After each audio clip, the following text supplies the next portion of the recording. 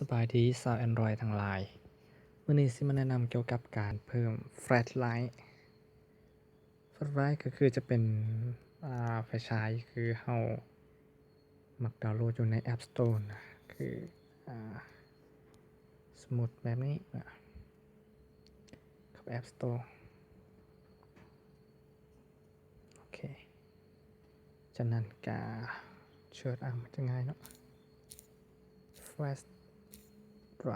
Flashlight Flash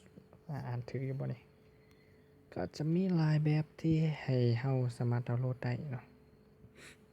ก็คือเมื่อเฮาติดตั้งแล้วเราสามารถกดเพื่อเปิดไฟฉายนะแบบนี้อย่างต่างๆมีหลายรุ่นเล่นแต่ในการติดตั้งแอปนั้นมันจะเฮ็ดให้เครื่องของเฮาช้าขึ้นเฮ็ดเวียกหลายขึ้นช้าขึ้นเนาะฉะนั้นมื้อนี้สิมาแนะนำการเพิ่มFlashlight โดยที่บ่ต้องการติดตั้งแอปนะอยู่ใน Android ก็ง่ายๆเนาะเพียงแต่เฮาเข้ามาในส่วนนี้เนาะคือเห็นเนาะนะเฮางกมาแบบนี้จากนั้นมาที่ตัวนี้นะ Widget กดเข้าไปจากนั้นก็เลื่อนไปหา Flashlight นะเห็นละนี่เนาะจับมาวางไว้โอเคสำนี้นะก็เปิดใส่ได้แล้วนี่ถือว่าเปิดเนาะ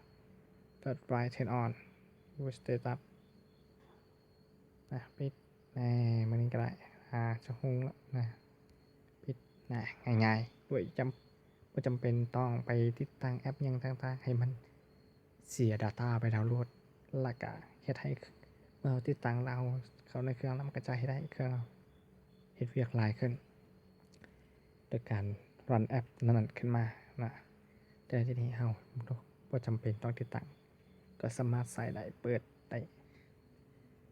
โอเคเนาะก็สิมีส่ำนี้